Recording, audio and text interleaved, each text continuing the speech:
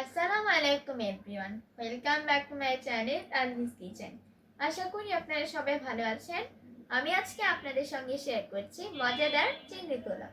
আশা করি এই রেসিপি আপনাদের অনেক ভালো লাগবে। চলুন চলে যাই মূল রেসিপিতে।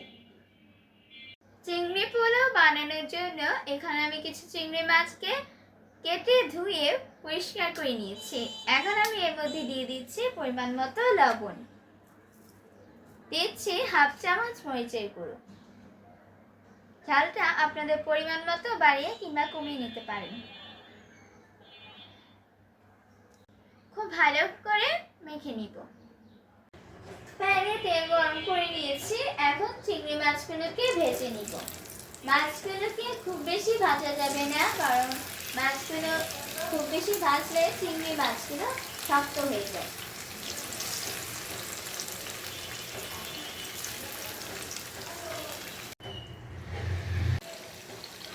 মাছ ভাজা হয়ে গিয়েছে, তুলে নিচ্ছি।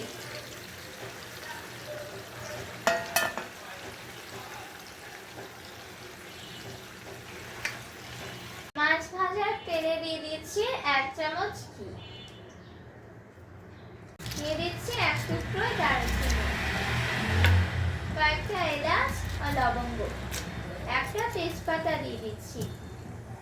দিয়ে দিচ্ছি 1 কাপ পেঁয়াজ কুচি,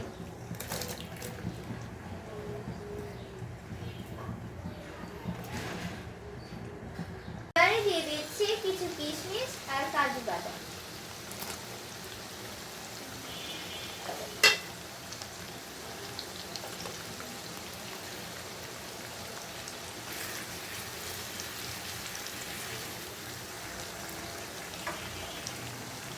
দিচ্ছি সামান্য গুঁড়া চিংড়ি এবং পরিমাণ মতো লবণ।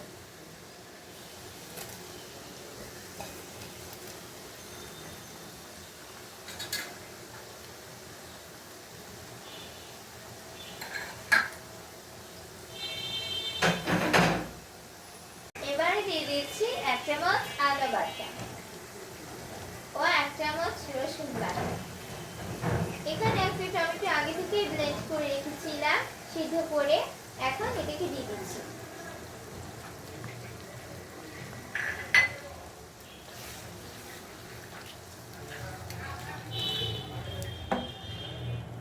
আদা রসুন আর টমেটোটাকে খুব ভালো করে কষিয়ে নিয়েছি। এবারে দিয়ে দিচ্ছি 1 চামচ ধনিয়ার গুঁড়ো, 1 চামচ জিরে গুঁড়ো ও 1 চামচ মরিচের গুঁড়ো।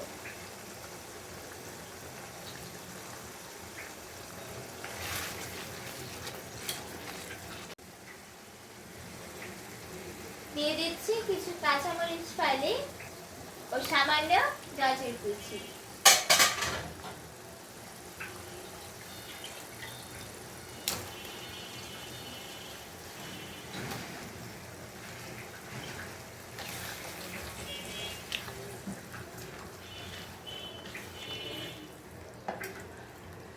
চুলার আঁচ একদম লো করে 1 কাপ ফ্যাটানো টক দই দিয়ে দিচ্ছি।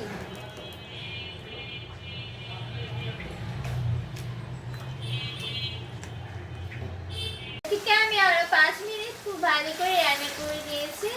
এখন এখানে আমি চিনি গুঁড়া 3 কাপ চাল আগে থেকে ধুয়ে রেখেছিলাম, এখন দিয়ে দিচ্ছি।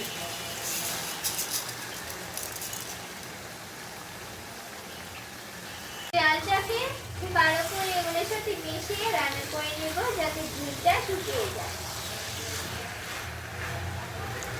ঝোল ভালোভাবে শুকিয়ে গিয়েছে। এখানে আমি 3 কাপ চালের জন্য দিয়ে দিচ্ছি 5 কাপ পানি। খুব ভালোভাবে শুকিয়ে নিই।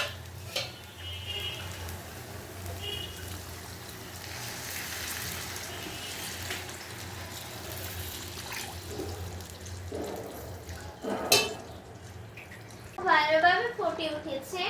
এখন দিয়ে দিচ্ছি 3 টেবিল চামচ গুঁড়ো দুধ,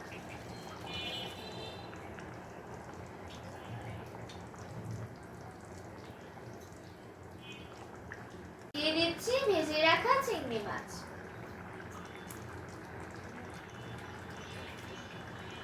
চুলার আঁচ লো করে 10 মিনিটের জন্য দমে রেখে দিব। এলাম 10 মিনিট পর। কি সুন্দর হয়েছে, তৈরি হয়ে গিয়েছে আজকের চিংড়ি পোলাও। আশা করি এই রেসিপি আপনাদের অনেক ভালো লেগেছে। যাদের ভালো লেগেছে তারা অবশ্যই লাইক, কমেন্টস ও শেয়ার করতে ভুলবেন না। সেই সাথে আমার চ্যানেলটি সাবস্ক্রাইব করার অনুরোধ জানিয়ে আজকে এখানেই বিদায় নিচ্ছি। আবার দেখা হবে অন্য কোনো রেসিপি নিয়ে। সে পর্যন্ত সবাই ভালো থাকবেন। আল্লাহ হাফেজ।